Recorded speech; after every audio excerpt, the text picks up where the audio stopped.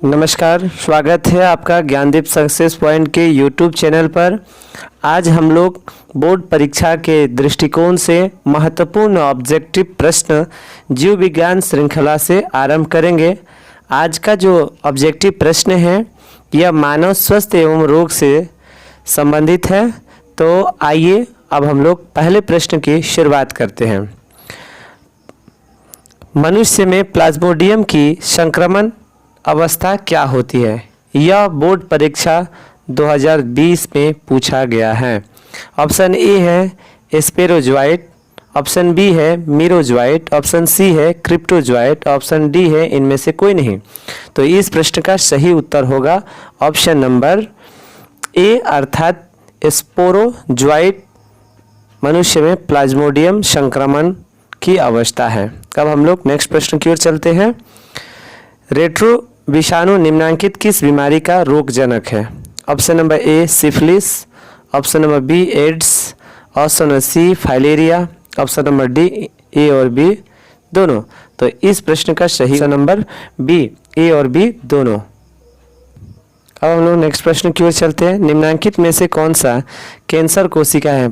Option number ए plasma कोशिकाएं, option B हेला कोशिकाएं, option number सी memory कोशिकाएं, ऑप्शन नंबर डी टी कोशिकाएं। तो इस प्रश्न का सही उत्तर होगा ऑप्शन नंबर बी हेला कोशिकाएं। अब हम लोग नेक्स्ट प्रश्न की ओर चलेंगे। प्रतिरक्षी उत्पन्न करने वाले कोशिका का नाम क्या है?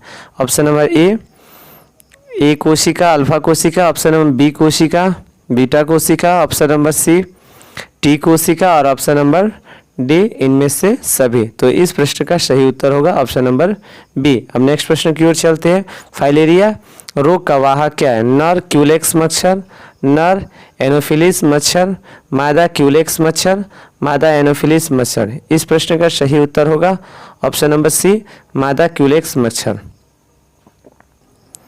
अब हम लोग नेक्स्ट प्रश्न की ओर चलें। एंट अमीबा इनमें से क्या होता है? ऑप्शन नंबर ए जीवाणु, ऑप्शन नंबर बी शैवाल, option number C protozoa, option number D कवक। इस प्रश्न का सही उत्तर होगा ऑप्शन नंबर सी प्रोटोजोआ। अब हम लोग नेक्स्ट प्रश्न की ओर जाते हैं। इनमें से कौन से स्व प्रतिरक्षा रोग का उदाहरण है? ऑप्शन नंबर ए दमा, option number B rheumatoid arthritis, option number C cancer, option number D इनमें से कोई नहीं। तो इस प्रश्न का सही उत्तर होगा ऑप्शन नंबर बी अर्थात रूमेटॉइड आर्थराइटिस। ये स्व प्रतिरक्षा रोग का उदाहरण है। तंबाकू के सेवन से शरीर में कौन सा उपापचयी परिवर्तन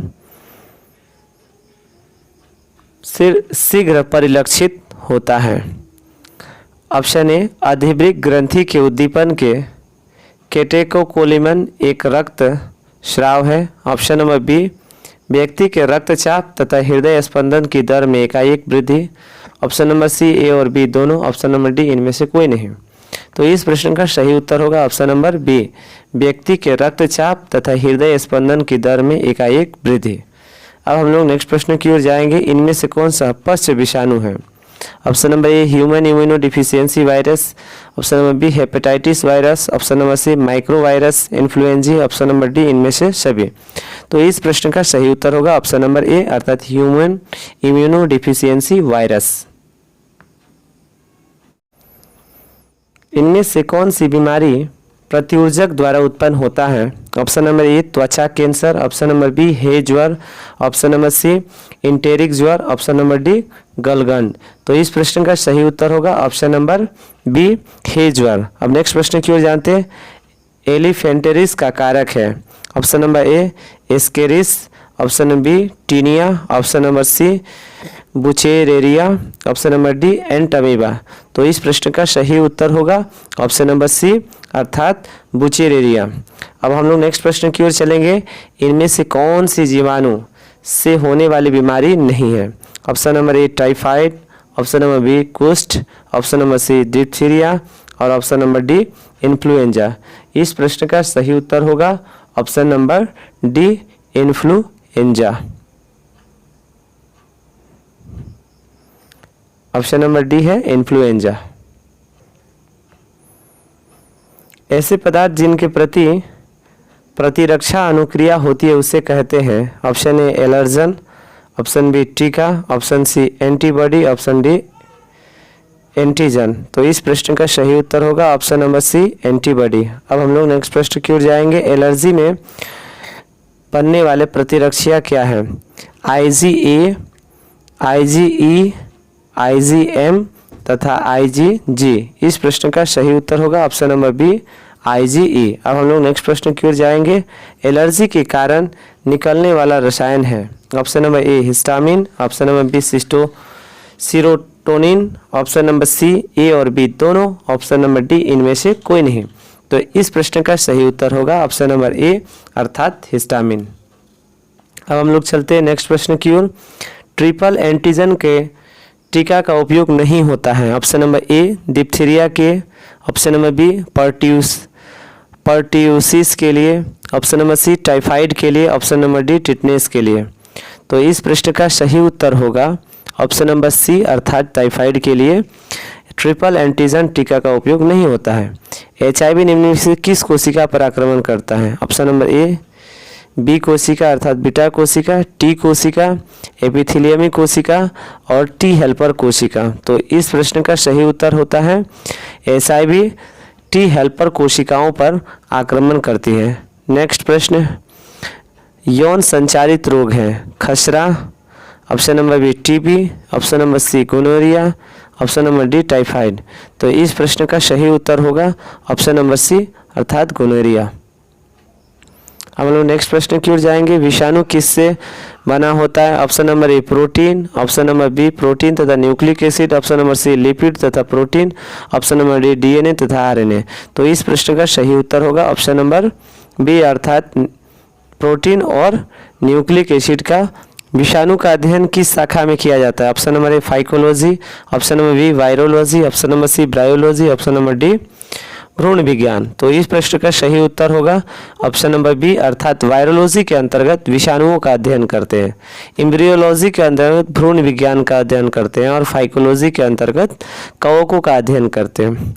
आइए चलते हैं नेक्स्ट प्रश्न की ओर। PCR विधि आवश्यक है DNA संश्लेषण में, ऑप्शन नंबर बी प्रोटीन के संश्लेषण में, ऑप्शन नंबर सी एमिनो अम्ल के संश्लेषण में, ऑप्शन नंबर डी DNA के संवर्धन में। तो PCR तकनीक आवश्यक है DNA के संवर्धन में। अब हम लोग चलते हैं नेक्स्ट प्रश्न की ओर। रेस्ट्रिक्शन विकर क्या है? 100 nuclease, option number B endonuclease, option number C ligase, option number D polymerase. तो इस प्रश्न का सही उत्तर है ऑप्शन नंबर बी अर्थात एंड्रोन्यूक्लियेज, ऑप्शन नंबर बी अर्थात एंड्रोन्यूक्लियेज।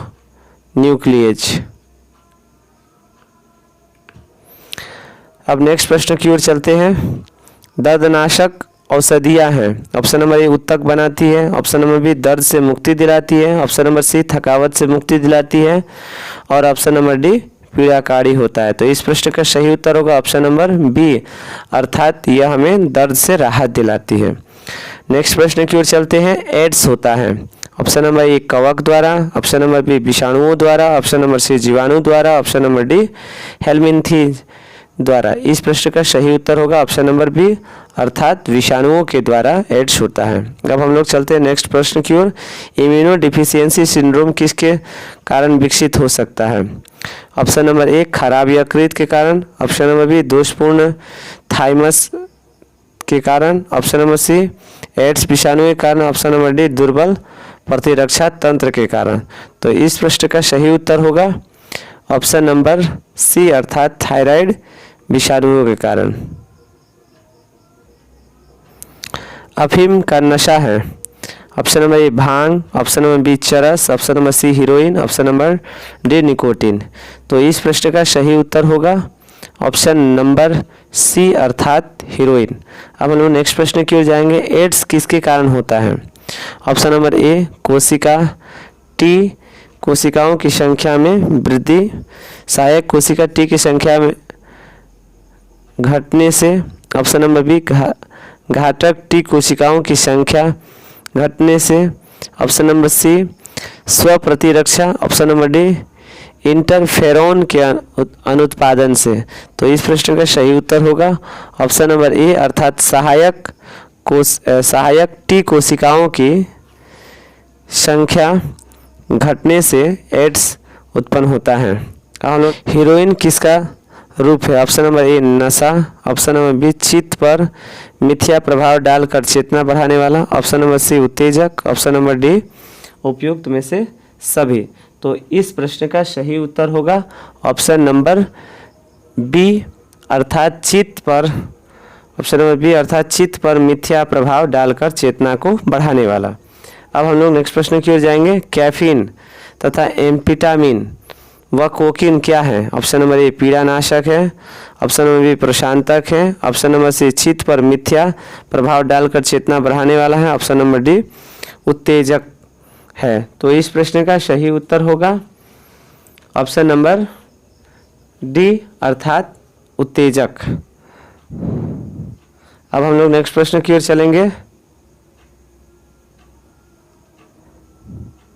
विश्व एड्स दिवस मनाया जाता है। ऑप्शन नंबर ए 1 मई को, ऑप्शन नंबर बी 20 दिसंबर को, ऑप्शन नंबर ए 1 जून, ऑप्शन नंबर सी 1 जून, ऑप्शन नंबर डी 1 दिसंबर।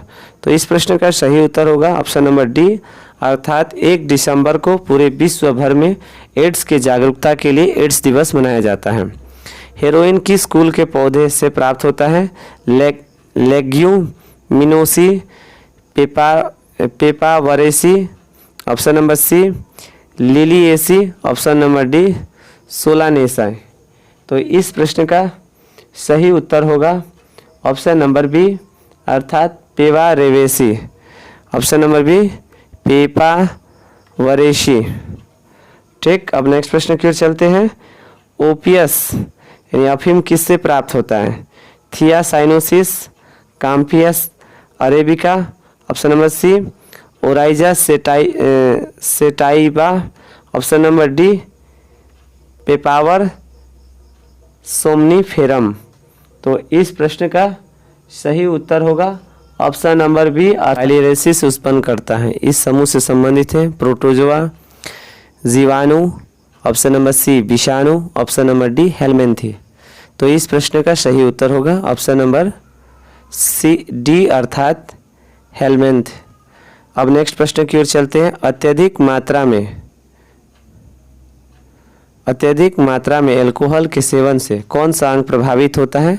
यह बोर्ड परीक्षा 2009-21 और भी कई प्रतियोगिता परीक्षाओं में कई बार पूछा हुआ है।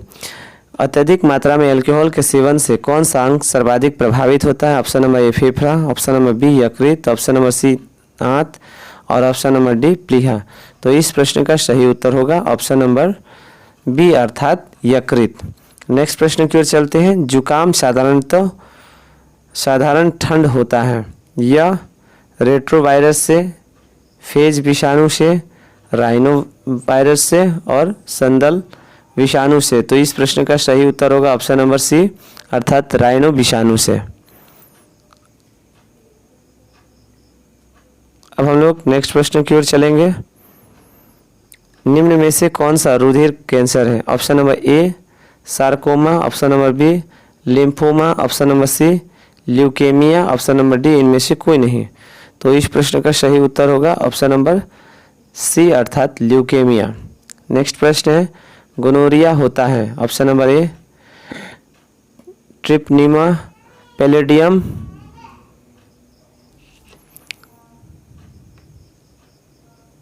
गोनोरिया होता है ट्रिप्नोनिमा पैलेडियम द्वारा, एंट अमीबा जेंजीवेलिस द्वारा, option number C mycobacterium leprae द्वारा, option number D neisseria gonorrhoeae द्वारा।